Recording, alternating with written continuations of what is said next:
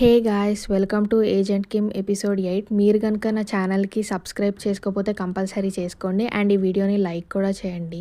Scene start అవ్వడంతోనే మనము కిమ్ని north కొరియాలో చూస్తాము. అతనికి ఎక్కడున్నాడో ఏమీ అర్థం కాక అటు ఇటు చూస్తూ ఉంటే ఒక అతను వచ్చేసి రోజు అతన్ని బాగా టార్చర్ చేస్తూ ఉంటాడు. చేస్తూ అతన్ని సౌత్ కొరియన్ సీక్రెట్స్ అంతా అడుగుతూ ఉంటాడు. మీ ఆర్మీలో జనరల్ ఎవరు, ఇదేంటి అదేంటి అని అడుగుతూ ఉంటే కిమ్ అసలు ఏమీ చెప్పడు. అందుకని అతను ఇంకా బాగా టార్చర్ చేస్తాడు. అలా చాలా రోజులు గడిచిపోతాయి కిమ్ని టార్చర్ చేయబట్టి. కానీ ఒక్కరోజు కూడా కిమ్ ఆన్సర్ చెప్పడు. అయితే కిమ్ని టార్చర్ చేసే అతను ఏమంటాడంటే, నువ్వు ఒకవేళ చెప్పకపోతే నీ కూతుర్ని కూడా ఇక్కడికి తీసుకొచ్చి తనని కూడా చంపేస్తాము అనేసి అంటారు. ఇంకా అన్నంతోనే కిమ్ముకి ఫుల్ కోపం వస్తుంది. అతను పడుకున్నట్టు నటించేసి అతని దగ్గరికి రావడంతోనే ఆ నార్త్ కొరియన్ సోల్జర్ని అక్కడనే పడేసి వెళ్ళిపోతాడు. బయటికి రావడంతోనే అసలైన షాక్ తెలుస్తుంది. అయితే కిమ్ సౌత్ కొరియాలోనే ఉంటాడు. బయటికి వచ్చేసరికి గుక్చోలును అతని కమాండర్ ఉంటారన్నమాట. అయితే వీళ్ళు అతని గురించి తెలుసుకోవాలనుకుంటారు. అంటే అతను ఇంకా లాయల్గా ఉన్నాడా, ఒకవేళ నార్త్ కొరియాకు పంపించేస్తే నిజాలన్నీ చెప్పేస్తాడా అనేసి. ఇంకా కిమ్ అది పాస్ అయ్యాడు కదా, వాళ్ళ కమాండర్ హ్యాపీగా ఫీల్ అవుతాడు. కానీ గుక్చోల్ మాత్రం ఫుల్ సాడ్ ఉంటాడు. అతనికి ఎప్పుడైనా కిమ్ నచ్చడు కాబట్టి.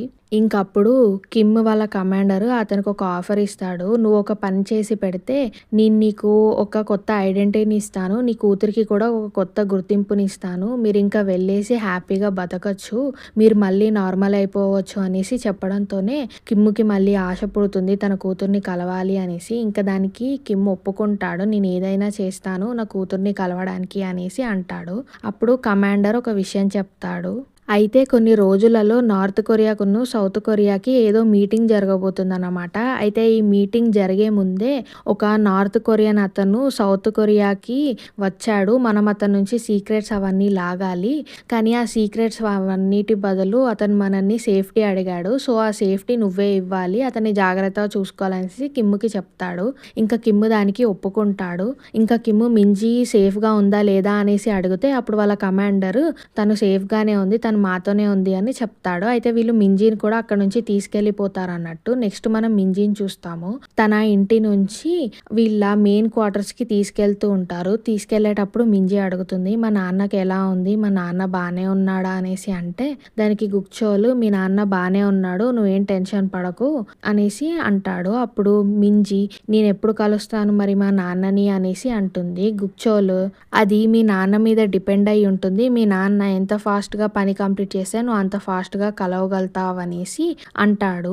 దాని తర్వాత కిమ్ ఏమో ఇంకొక విషయం కూడా అడుగుతాడు వీళ్ళ కమాండర్ని. అదేంటంటే హాన్సూన్ ఇంకా జిన్చోల్ని వదిలేయమనేసి. దానికి వీళ్ళు ఒప్పుకుంటారు. తర్వాత మనము హాన్సు ఇంకా జిన్చోల్ని చూస్తాము. అయితే జిన్చోల్కి మత్తుమంది ఇద్దామని ట్రై చేస్తూ ఉంటే అతను అస్సలు వినడన్నమాట. ఇంకా వీళ్ళు ఏం చేయాలో అర్థం కాక యానిమల్స్కి ఇచ్చేది ఉంటుంది కదా, ఆ గన్నుని తీసుకొని వస్తారు. వచ్చేసి జిన్చోల్ మీదకి షూట్ చేస్తూ ఉంటారు. అయితే ఎన్నిసార్లు షూట్ చేసినా కానీ జిన్చోల్కి అవి తగులుతాయి, కానీ జిన్చోల్ మాత్రం పడుకోడు. వీళ్ళు ఇంకా షాక్ అవుతారు. అదేంటి ఇతను ఇలా చేస్తున్నాడు, ఇదే ఒక ఎలిఫెంట్కి ఇస్తే ఇప్పటికీ పడుకునేది అనేసి. అంటే జిన్చోల్ ఏమో గట్టిగా అరుస్తూ నాకేం కళ్ళు తిరగట్లేదు, నేనేం పడుకోవట్లేదు అనేసి అంటూ ఉంటాడు. నెక్స్ట్ మనము హాన్సుని చూస్తాము. హాన్సు కూడా అటు ఇటు పరిగెత్తుతూ ఉంటాడు, కానీ లాస్ట్గా అతనికి కూడా తగులుతుంది. ఇంకా వీళ్ళని తీసుకెళ్లి సోల్కి చాలా దూరంలో పడేస్తారు. అయితే సోల్ వీళ్ళు ఉండే ప్లేస్ అన్నమాట.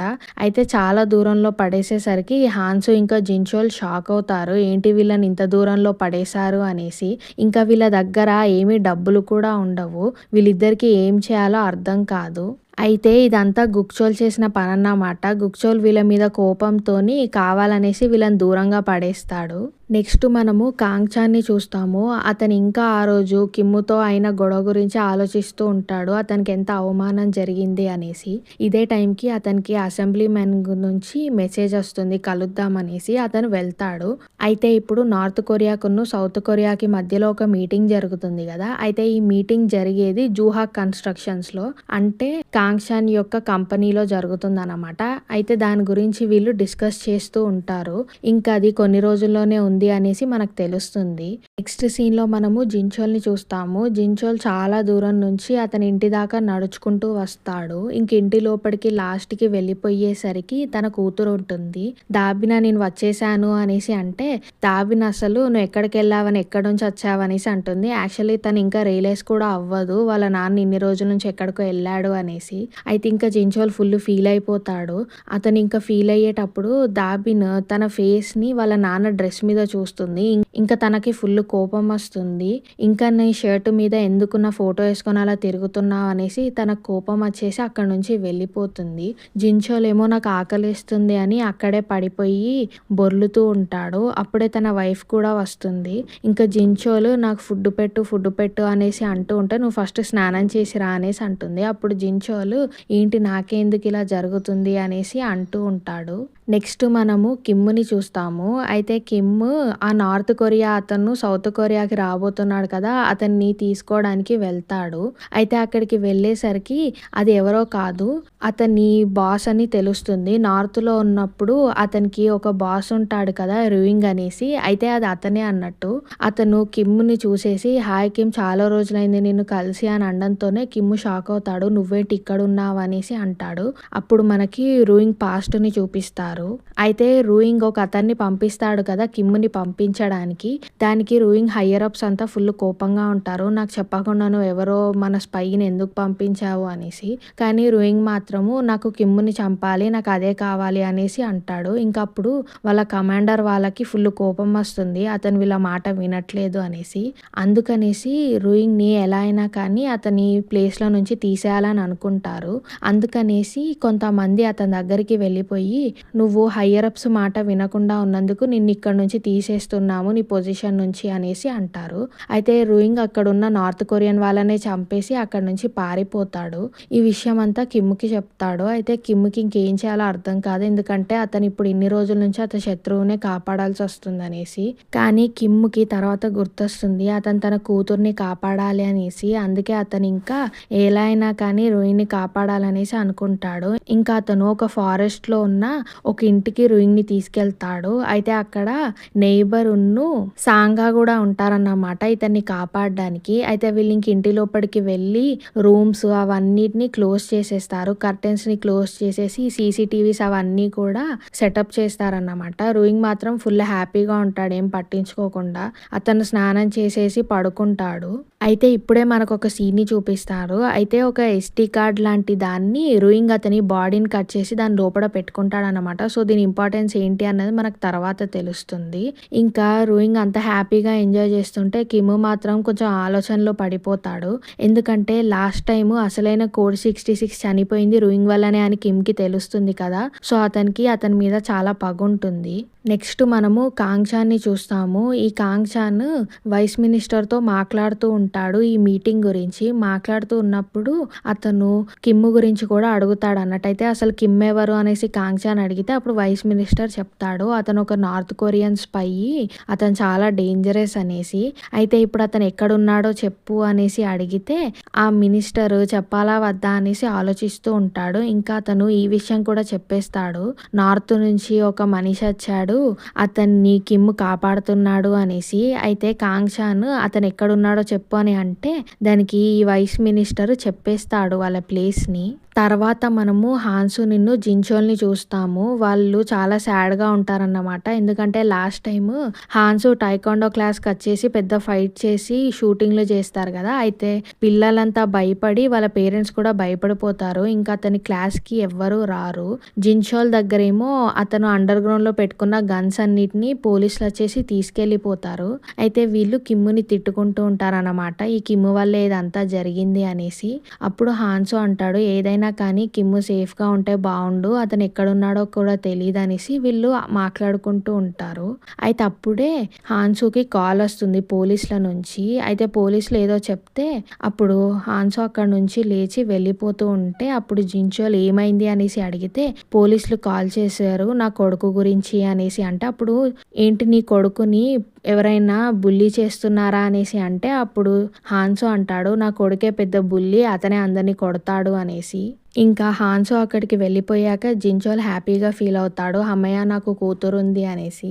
మనం హాన్సుని చూస్తాము. అతను పోలీస్ స్టేషన్‌కి వెళ్ళి అతని కొడుకుని తీసుకొస్తాడన్నమాట బయటికి సారీ చెప్పేసి అక్కడ. అయితే వాళ్ళ కొడుకు పేరు తేహ్యున్. ఇంకా హాన్సు తేహ్యున్‌కి ఎలా అయినా బుద్ధి చెప్పాలి అనేసి అనుకుంటాడు. అందుకే అతన్ని టైకాండో క్లాస్‌లోకి తీసుకెళ్ళి అతనితో ఫైట్ చేస్తాడన్నమాట. ఫుల్ ఫైట్ చేసి "నువ్వు కొట్టాలనుకుంటే నన్ను కొట్టు. నీకంటే వీక్ వాళ్ళని ఎందుకు కొడుతున్నావు" అనేసి అంటాడు. అప్పుడు బాగా కొట్టడంతోనే వాళ్ళ కొడుకుకి బాగా నొప్పిలేస్తుంది. అయితే "నువ్వు వేరే వాళ్ళని కొట్టేటప్పుడు వాళ్ళకు కూడా ఎంత నొప్పిలేస్తుందో ఆలోచించు" అనేసి చెప్పి వెళ్ళిపోతుంటే తేహ్యున్ పరిగెత్తుకుంటూ వచ్చి హాన్సుని వెనక నుంచి బాగా కొడతాడు. అప్పుడు హాన్సుయే షాక్ అయిపోతాడు. "ఏంటి నువ్వు నాన్ననే కొడతావా?" అనేసి అంటే అప్పుడు తేహ్యున్ "ఇది జస్ట్ ఫైటే కదా! నేను అలా ఏం అనుకోలేదు" అనేసి అంటాడు. ఇంకా హాన్సు తేహ్యున్ వెనకాల పడతాడు. అయితే ఇంకా నార్త్ కొరియాకును సౌత్ కొరియాకి మీటింగ్ రోజు వస్తుంది. అయితే అక్కడికి నార్త్ కొరియా నుంచి ఒక మినిస్టర్ వస్తాడు. అతను రావడంతోనే సౌత్ కొరియన్ అసెంబ్లీ మ్యాన్ ఉంటాడు కదా! అతను వెళ్ళి "ఇతనే కాంగ్‌చాన్ ఈ రిసార్ట్‌కి మొత్తం ఓనరు. ఇతను మీతో ఫ్యూచర్‌లో కూడా కొంచెం వర్క్ చేయాలనుకుంటున్నాడు" అనేసి అంటాడనమాట. అయితే ఈ నార్త్ కొరియన్ మినిస్టర్ అతన్ని పట్టించుకోకుండా అక్కడి నుంచి వెళ్ళిపోతాడు. తర్వాత ఇంకా మీటింగ్ జరుగుతూ ఉంటుంది వీళ్ళందరి మధ్యలో ఒక రూమ్‌లో. అయితే అక్కడికి కొరియన్ ప్రైమ్ మినిస్టర్ కూడా వస్తాడు. అయితే వీళ్ళిద్దరూ మాట్లాడుకుంటూ ఉన్నప్పుడే ఈ నార్త్ మినిస్టర్ దగ్గరికి అతని బాడీగార్డ్ వచ్చేసి "ఇక్కడనే రూయింగ్ ఉన్నాడు" అనేసి చెప్తాడు. అయితే ఇంకా ఈ నార్త్ కొరియన్ అతను లేచి ఎలా అయినా రూయింగ్‌ని పట్టుకోవాలి అనేసి వెళ్ళిపోతూ ఉంటే అప్పుడే అక్కడికి కాంగ్‌చాన్ వచ్చేసి "రూయింగ్ ఎక్కడున్నాడో నాకు తెలుసు" అనేసి చెప్తాడు. ఇంకా రూయింగ్ ఎక్కడున్నాడో చెప్పేసరికి నార్త్ కొరియన్ అతను చాలా మంది ఆఫీసర్స్‌ని వీళ్ళ ప్లేస్‌కి పంపిస్తాడు కిమ్ దగ్గరికి. అయితే కాంగ్‌చాన్ ఇంకొక విషయం కూడా అంటాడన్నమాట. "ఎలా అయినా కానీ నాకు కిమ్ ఒక్కడిని పంపించండి నా దగ్గరికి. అతన్ని నా చేతులతో నేనే చంపుతాననేసి." ఇంక ఈ నార్త్ కొరియన్ ఆఫీసర్స్ అంతా కిమ్ దగ్గరికి వచ్చేస్తారన్నమాట. కానీ సీసీ కెమెరాస్‌లలో కిమ్ వాళ్ళు చూసేసి అక్కడ లైట్స్ అవన్నీ ఆఫ్ చేసేసి అక్కడి నుంచి వెళ్ళిపోదామని అనుకుంటారు. ఇంకా ఆఫీసర్స్ అంతా లోపలికి వచ్చేసరికి అక్కడ ఎవ్వరూ కనబడరు. కానీ బయటికి చూసేసరికి అక్కడ రూయింగ్‌ను కిమ్ ఇద్దరు ఒక కార్ ఎక్కేసి వెళ్ళిపోతారు. వాళ్ళు షూట్ చేద్దామని అనుకుంటారు కానీ వాళ్ళలో ఒక ఆఫీసరు వాళ్ళని షూట్ చేయొద్దని వచ్చింది మనకి ఆ కమాండ్ మనము షూట్ చేయొద్దు అనేసి అంటాడు. తర్వాత వాళ్ళు అక్కడి నుంచి ఆ కార్‌ని చేస్ చేసుకుంటూ వెళ్ళిపోతారు. కానీ మనకు అప్పుడే తెలుస్తుంది కిమ్మును రూయింగ్ యాక్చువల్లీ అదే ఇంట్లో ఉన్నారు. ఆ కార్‌లో వెళ్ళిందేమో సాంగా ఇంకా నెయిబర్ అనేసి.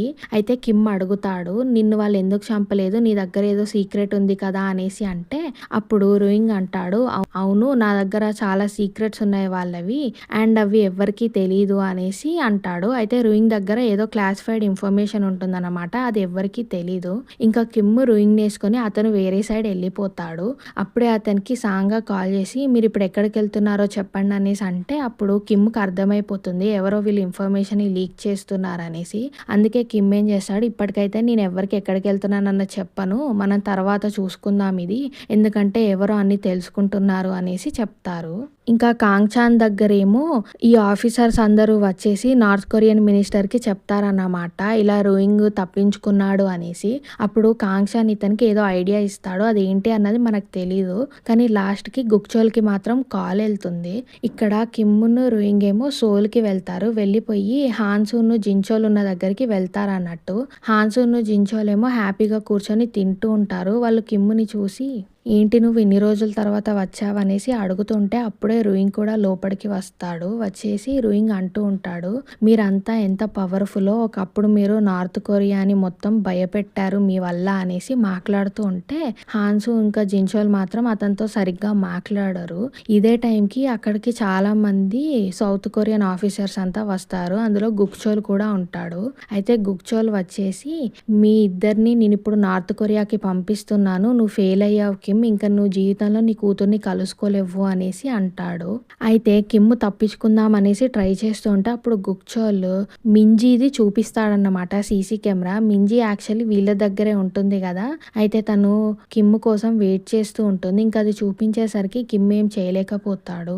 ఇప్పుడు మనకి నెక్స్ట్ ఎపిసోడ్‌లో తెలుస్తుంది ఏం జరగబోతుంది అసలు కిమ్ లాస్ట్‌కి తన కూతుర్ని మళ్ళీ కలుస్తాడా లేదా అనేసి. ఇంకా తన్ని నార్త్ కొరియాకి కూడా పంపించడానికి ట్రై చేస్తున్నారు. సో గాయ్స్ మీకు నా ఎక్స్‌ప్లనేషన్ నచ్చితే లైక్ అండ్ సబ్స్క్రైబ్ చేయండి. అండ్ ఆల్సో మీకు ఇంకేమైనా న్యూ సీరీస్ సజెషన్స్ ఉంటే నాకు చెప్పండి. నేను ఎక్స్‌ప్లెయిన్ చేయడానికి ట్రై చేస్తాను. And also 'the east palace' మీద నాకు కాపీరైట్ పడింది. సో, నేను ఇంకా దాన్ని ఎక్స్‌ప్లెయిన్ చేయలేను. ఫ్యూచర్‌లో ఏమైనా ఛాన్స్ ఉంటే ట్రై చేస్తాను. So, thank you.